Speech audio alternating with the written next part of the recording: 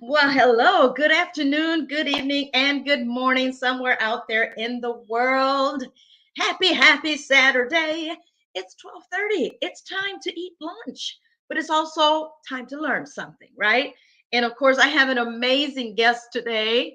Um, Last time I interviewed him was some time ago. It was in a private place, and I'm going to tell you, well, during the show, you're going to find out why I had to be in a private place, because there's something special about this young man, something that he's doing that is awesome, amazing, extraordinary, and he is an extraordinary person.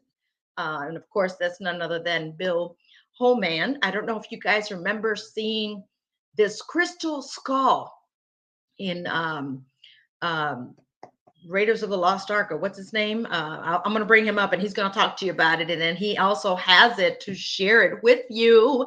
Yay! So you guys going to get to see what I'm talking about. So let me bring him up without further ado.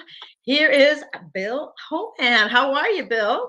Oh, doing real good. Thank you. Wonderful. Long time no see. I was just saying we had actually gone to a secret place to go and visit you and interview you with something that's awesome, amazing, that's right there in front of you on this Yeah. screen. It's like, what the world? What is that? Well, thank you for coming on Real Talk with E.V.E. show, Bill. We really appreciate all that you do. And many people have no clue what you do and what you're all about. But today we're going to talk about it here on Real Talk with EVE Show. And so, everybody, this is Bill Holman. Tell us a little bit about who Bill is. Where are you from? Okay, I'm from Indiana, a little town in the northwest, LaPorte, Indiana. I grew up there, and since then I've been traveling quite a bit in different places. But Indiana's my home and my heart. But if you ask somebody where is Indiana Jones from, we gotta say Indiana, right? I do this work, but I try to have a lot of fun with it. So there's things that come up, and it just you need to be able to laugh too. So the crystal skull is a very interesting, special, unbelievable artifact. And you see a skull and you think at first, oh, it's a skull, but when you see it and you see the workmanship and all the love that would had to be put into it to create it, and they say, they don't know even today how it was made, because it's made in a way that's pretty much impossible. It's made against the grain, which is, if you try to do that with crystal, it'll shatter because it's very hard but brittle. If it's got lenses and prisms that are built inside the crystal, so it moves light around in very special ways, and Yes. it's got an energy field that people can feel. As a matter of fact, you can probably even feel it right where you're at. Right, it's surprising. I have so many people tell me. So, I learn by people. So if I say that you can go like that and you feel it, well, that's pretty cool. So Right. But yeah, before we get into the actual skull, Bill, uh-huh. um, there had to be some story. How did you come about to get in contact with who had the skull or about the skull? How did it all start? Tell us a little bit about that. A little bit, real quick about the story. It was found in 1924 by a British explorer, F.A. Mitchell Hedges, and he was looking for a connection between Atlantis and the Maya, and he really believed this. And he was down in British Honduras, which is now Belize, and he found this lost city, which he uncovered 7 pyramids, and one of the pyramids, the largest one, when they opened it and they sent his adopted daughter on a rope into it and came out, it was the top of the crystal skull. The skull is perfectly made in 2 pieces. It's made out of piezoelectric quartz, which is the same thing you make computer chips out of. So there's a legend that goes with it too. There's the legend of the 13 skulls that was with at least 5 indigenous groups, with the Mayans and the Hopi, and the Aborigines have it too. The Navajo, and there's one more. But so it's a very interesting thing. but they have the legend is it's here to help people at a time when the world needs help. And, it doesn't, what can it do? It has a very strong power with universal love, and it sends that out, and it connects to this time because that's what Christ was all about. It was that universal love, that love for that we're all one. We're all one people, and we have to think of ourselves that way. And in doing that, we can raise into this higher consciousness. So I'm off course a little bit, but when it was found by Mitchell Hedges, he had it until he passed away in 1959, and it went to his adopted daughter Anna, and she had it till she passed away in 2007. We became friends back in the late 70s, and I used to help her. And then once she moved up to Indiana and stayed with me for 3 years, and then moved back to Canada and England. But then at the last part, in 99, she was real sick, and nobody was there around to help. So I said, come back, I'll get you in good shape, and we'll have some adventure. And she came back and did a lot of traveling all over the world. It was really an adventure. But a skull cannot be sold; it can only be gifted. So she believed I was the one that would take care of it. And so when she passed it to me to take care of it and learn about it. I've been learning a lot, and since the last time I've seen you, and I've been through a lot since the last time I've seen you. But yeah, I see. I mean, I've seen you on social media in different places, beautiful places at that, around mountains and all that. So tell us a little bit about what you have gone through or where you've been along with the skull. Well, yeah, I had the skull in 2007 when she passed away. In 2008, the movie Indiana Jones and the Crystal Skull was coming out. So that's the little quick story is in 1979, this gentleman called a friend of ours in Toronto and wanted to know about Sammy and the Crystal Skull, and she told him all about it. And they called over there, and she couldn't come because she was leaving for England next day. So he got all the information, and then several years later, he came out with a movie, and it was called Raiders of the Lost Ark. So now that's why I say Indiana Jones is as connected as Mitchell Hedges with the Crystal Skull. How about that? Yeah, very connected. Indiana, that's the state where you are in Indiana Jones. Was it a replica, or how many of these skulls are there out there? Is it the one that was in the movie, or Now, the one in the movie, it was a really kind of a fakey looking one, and there's only one Mitchell Hedges skull. There's a legend that there's 13 altogether that have been buried in different parts of the earth, and so that's there. I think it's time for them to come out. So that's one of my things I'd like to do is I'd like to be able to have some people back me where I could go to different parts of the world with the skull, work with the spiritual people of the area, and see if we can connect to those and bring those skulls out. Because one of the legends is that if you put all the 12 skulls together, you get peace in the world. And but the communication through the skull is if we get a strong group together and we put that peace in our hearts, we have the power to create that peace today. So I think it's where we need to take more responsibility and take back our power and develop the world as it was thousands of years ago, million, whatever years ago. Back, if you go back to the Garden of Eden, it was always peaceful. That's the way life was set on this earth. And that's, with our learning, should be able to come back to that. We're kind of missing the mark a little bit. What do you think? yeah. So there's actually, you said there's 12 of them that were. Well, there's 13 in total, and Okay. by different elders and stuff that I work with, they believe this is the center skull, and then there's the other 12 skulls that have been taken to different parts of the world. Like one of them supposedly is buried on one of the islands in Hawaii Islands. It's one of the ones where mostly the natives live, and it's inside of a volcanic tube in the chamber, and it's been there for a long time. And you know what color that skull is? Because they're not all crystal. There's different types of crystal. Really? I did not know that. What color do you think it is?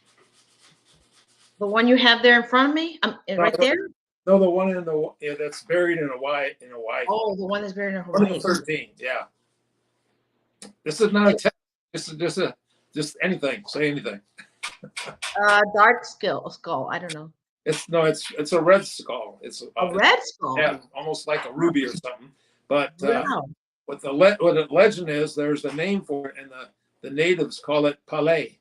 So it's like they're, because they were buried a long time, and then there's they have this legends passed on to this legend passed on, and they get a little messed up. But that's what the legend's about. They don't. A lot of them don't even realize that. So quite. Wow. Now, Bill, let me just say this. I don't know if you moved your camera, so you cut part of your head. The skull is a little closer, but okay. Don't want you to continue with your head cut off. But we have a better view of your skull. That's good. A little bit down there. Yeah, I mean, if you want to bring it, zoom it into the skull from time to time, that would be great. But yeah, right there, I can see that now. I do want to tell the audience, yeah, that's good. I do want to tell the audience that I physically touched the skull, physically felt the skull there. And, I'm all about positive energy. So it was weird. And all the pictures that I took, not one looked the same at all. You turn it on one side and you turn it on another side and you look at the face and it looks like it's smiling. Then it looks like it's not smiling. It was a little awkward to see that. Yeah. Well, another thing that I find real interesting, because the skull does like three things it does many things, but three things it does is when we work one-on-one with a person, it kind of mirrors their inner self, and it helps them to remember. And it's so important for us to remember who and what we are and bring that energy forward. And so if I work with thousands of people, everyone will get something different. It's not like one thing fits all. So it's quite very, very unique. And I've changed lives with this because it helps them connect and, bring out these latent talents. And it's a real joy for me to be able to go around and help people. It's like, wow, that's a good job I have. Right. What a job. And I also saw in those pictures, and I will bring them back up, how there was no light, but it showed light in the skull. But yeah, this skull is done. It does, even in a dark room. Sometimes it lights the room up. How's that happen? I don't know. But yeah, that is something. Yeah. How long did you say you've had the skull, Bill? Since 2007. Yeah. 2007. So how long do you think? I mean, what is the end game after? How long will you have it? What I'm working on right now, and this is really important to me, is I want to get a foundation, and I want to be able to get some land kind of out in the country, maybe in some really beautiful energy land, and put a center on there where people can come and visit it and have like holistic healing. I like martial arts, do martial arts and grow vegetables and food and all that. Maybe have some livestock there, and just bring it together and just have a family where people can come and relax and see the skull. That's kind of what I'm thinking about right now. I'm putting it out there. So anybody has put it out there. Speak it.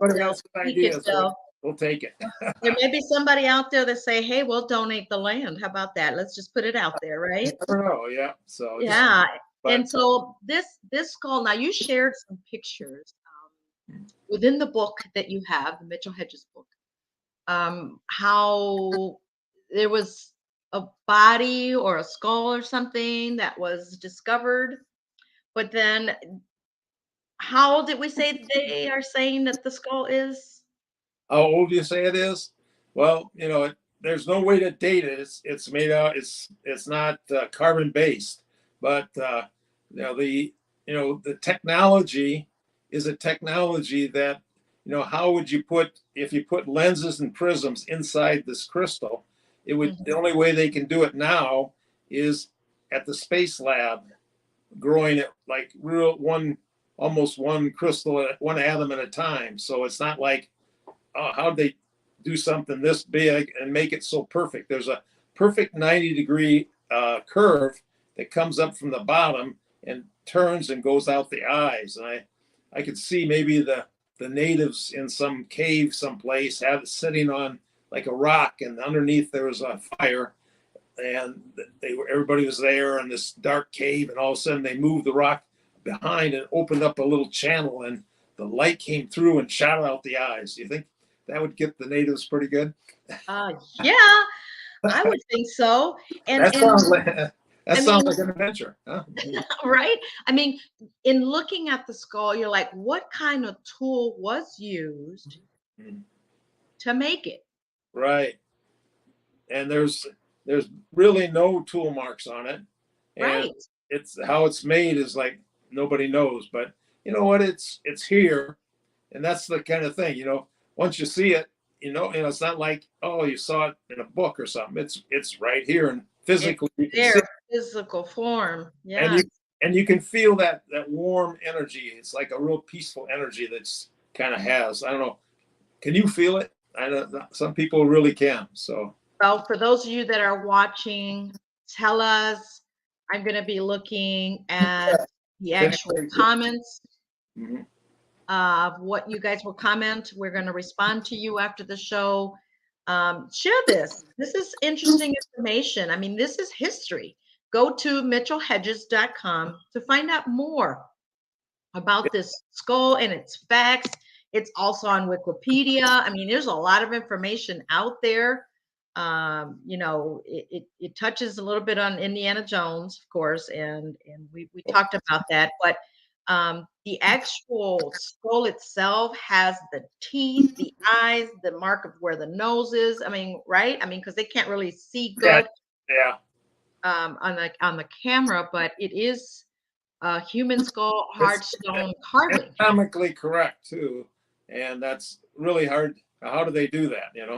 So pretty amazing. But uh, it keeps it makes life interesting because you always try to figure things out. But it's really an important thing because at this time in the world, we need to wake up and come back into our hearts and connect with our true spiritual nature, because this is the time we're in a very fluxful time, and if we don't wake up, it's like everybody's sitting in the stands yelling at the players for doing the wrong thing instead of getting in the stands and playing too. It's time for us all to take a part in this world, and now we're here for that. So yeah.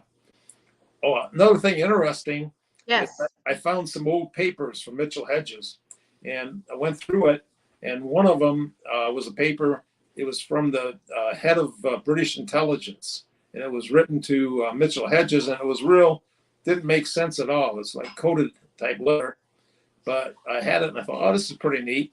And then I showed it to someone, and they made some tests, and they found out at the bottom that the person that types the letter, and that would be in the M5 in England, always has to put their initials at the bottom. And the initials that we found out, you know who it was? Ian Fleming. So now, when I do my lectures and stuff, I say, well, Indiana Jones is F.A. Mitchell Hedges, and F.A. Mitchell Hedges is James Bond. I say. There you go. There you know. You mentioned lectures, Bill. What lectures? What kind of lectures are they? What are they about?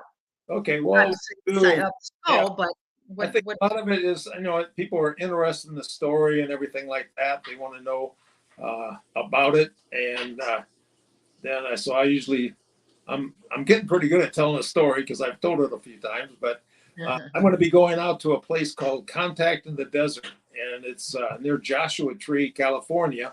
I'll be going out there the 1st of June, and then at the end of June, I'll be going to a place in New York called Lilydale, and that should be interesting too. So I'll give my lecture and I'll work with people and I let people visit the skull. I think that's what they're drawn to, and that's not everybody. You got, let's say, 1,000 people. There'll just be the ones that are drawn to it that really want to see it. And according to my, Sammy Mitchell Hedges, she wanted it to let people see it. She didn't want it in a museum in a big glass case where nobody could get close to it. So Right. I'm carrying out her wishes, and the people that have drawn, I just had people that came out here from New York, and they flew out here just to see the skull, and that happens. So it's not Wow. unusual. Yeah, but Interesting. Now they're talking about there is a crystal skull. Doesn't look like the one you have. I'm looking at the picture, and it is at the British Museum. okay, there was only, Similar dimensions to the more detailed Mitchell Hedges skull, which is the one you have there. Um, this is all on Wikipedia. As we know, Wikipedia can be changed by people. Don't know how much of that is factual, but who knows more the truth of the one that has one right there in front of him. yeah, I've learned a lot. I'll tell you that. I'm I've done, sure. I've done a lot of documentaries and stuff. That's like in 2007. They flew me down to Belize, and I went back to this where the skull was found. Then I went to Honduras. Nice. Wow. Mitchell Hedges, he worked with the archaeologists there, and then down the islands where he found a lot of ancient pre-Mayan artifacts, and he also found a lot of gold down there too. So not a bad thing to do. But one of the things he found was a crystal buoy, and it was like 18 inches, and he had to leave it there when he left in 1932, and he was all set to go back in 38, and the war broke out, and they didn't let him leave. So he never made it back there. So the film crew and I went down there it was NBC, and we did a 2-hour special on trying to find this crystal buoy, barrier cave. Yeah. But I did several of them like that. So I kind of like it down there. I do like it down there, and anytime I get a chance to do it, I'm ready for the adventure. And speaking of adventure, what would you say out of all the countries and places you've been has been the most adventurous, the one that kind of sticks out and say, I will never forget this? Whoever would that be? Well, what I've learned is and this happened where I finally woke up to it. I was at the Hopi reservation. I was working with a Mayan, or not, a Hopi elder, and we were sitting out on the side of a big ravine and a big rock behind us, and we had the skull there, and we had a little campfire going thing, and we had the peace pipe, and we were smoking the peace pipe, and the sun was going down, and the beautiful sunset in front of me, and then behind me, the moon was coming out because it was the equinox, and the moon and the sun come at the same time. So here it's going down here, and this is coming out, and I'm sitting there in this beautiful place, and I said to myself, from now on, when every time you get a place like this, you want to really put that in your mind and heart instead of, you do it and you're so busy, you kind of miss the good parts of it. So what I try to do is anytime there's a thing like that, because you're meeting all kind of different people and all kind of things, I try to really key in on that so I can really put that in my heart, because that's, I believe, what really makes life is those memories. You don't want to forget them. No, for sure. And where can we find those documentaries at, Bill? I mean, do we just yeah, Google your name or the Crystal Skull? Yeah, just go to some YouTube. You can go to YouTube because I think I'm sure the oldest one, that 2-hour show, was Mystery of the Crystal Skulls, and I did a show with Josh Gates, and I went down to Belize with him, and we went to the ruins, and then we went over to Honduras we followed Mitchell Hedges' path, and we went to where the archaeologists were and met with them. And then we got the military from Honduras flew us down to an island off the coast where Mitchell Hedges worked. And that's where he found that crystal statue. And we went looking for that. So that's out there. I think it's Exploration Unknown, and it's number 6, season 6, number 7. I'm pretty sure what it is. Just put Josh Gates' Crystal Skull, and I think you'll find it. That's kind of a fun one. But there's been a number of them, and believe it or not, a lot of them, even if doing them and they're fun and everything, I've been so busy I don't even get to watch my own show. Wow. Well, hopefully one day you get to, I don't know if you want to call it retired or have some time to sit back and enjoy what you've done throughout all these years. And I'm sure it will amaze you and you'd be surprised to say, I went to all those places because I think you're just going and going, right? Well, I keep pretty busy, and what I have said now though, I finally figured out what I want to be when I grow up. And what was that? If I look at my card, it says World Explorer Adventure. I think I like that. You have been a world explorer adventure with that skull, the Mitchell Hedges crystal skull. Now, is it Frederick Albert Mitchell Hedges? If you're right, yes, yeah. He was an English adventurer, traveler, and writer. And he was also known for his connection in the Mitchell Hedges crystal skull, as we're talking about this right now. And it claimed to have been found with his adopted daughter, Anna Mitchell. And I think that's who you met with, right? With Anna? She was the owner of the skull since he passed away in 1959. Yeah. Yes, June 12th. He was born October 22nd, 1882 in London, United Kingdom in the UK. So just a little fun fact there, I mean, yeah, he died in 1959. So that made him how old? He was 59, he's about 78, I think. 78. Yeah. Okay. Yeah. He wrote books, Danger My Alley, Blue Blaze, Danger and Delight in Strange Islands of Honduras. And so he did just have one child, according to what Wikipedia is saying here. But there are a lot of history written, and Bill Homann is continuing to write history with this crystal skull. So if a university wants to bring you, have you gone to the local universities with the crystal skull? Not really. I keep really busy. Like this week I'm going over to Ohio to the Serpent Mounds, this ancient site that was pre-indigenous site.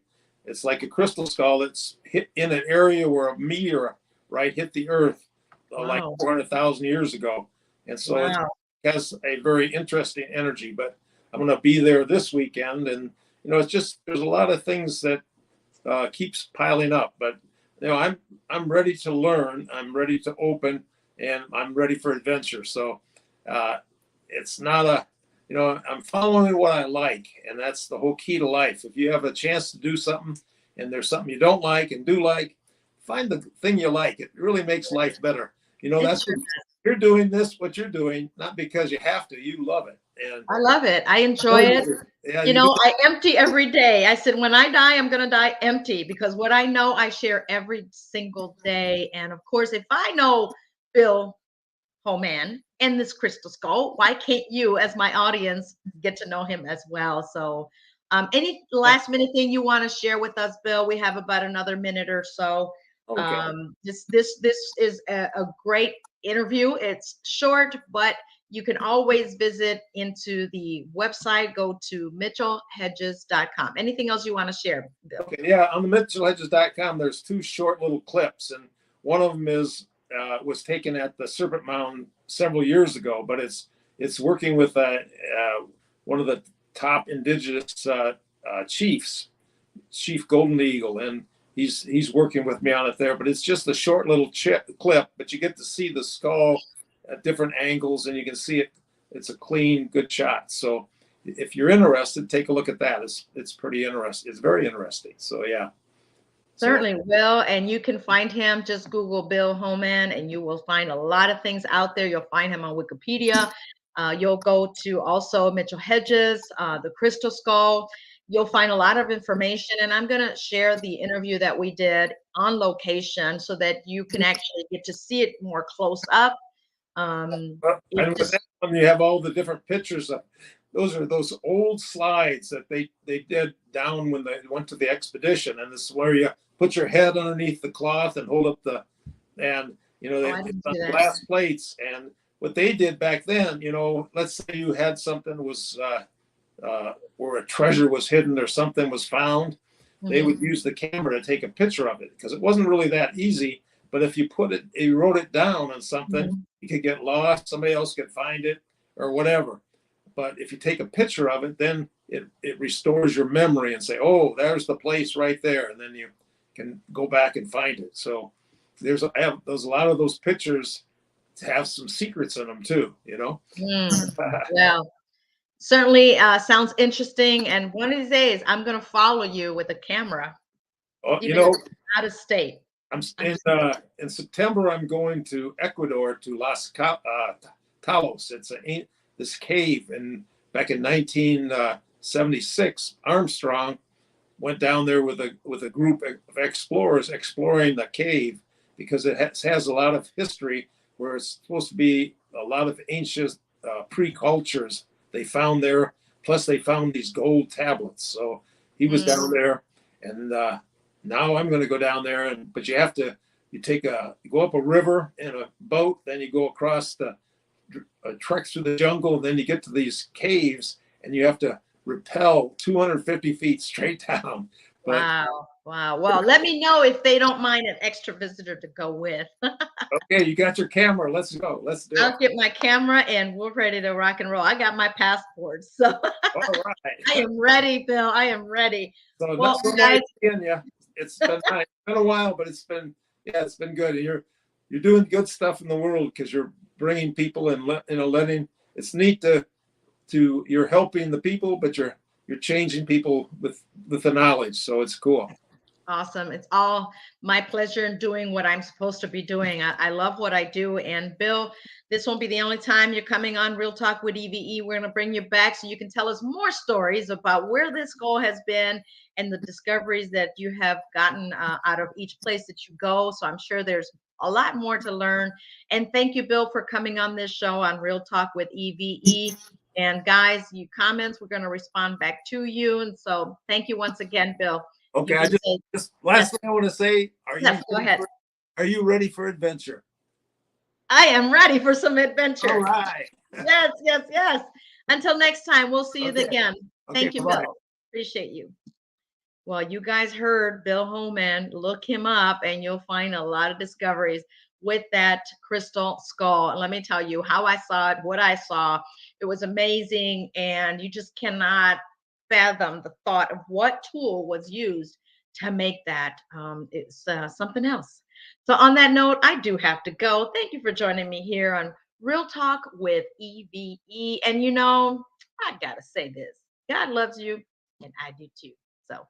Gotta love life. It's what I do. Peace to you. Hasta la próxima. Till next time. See you then.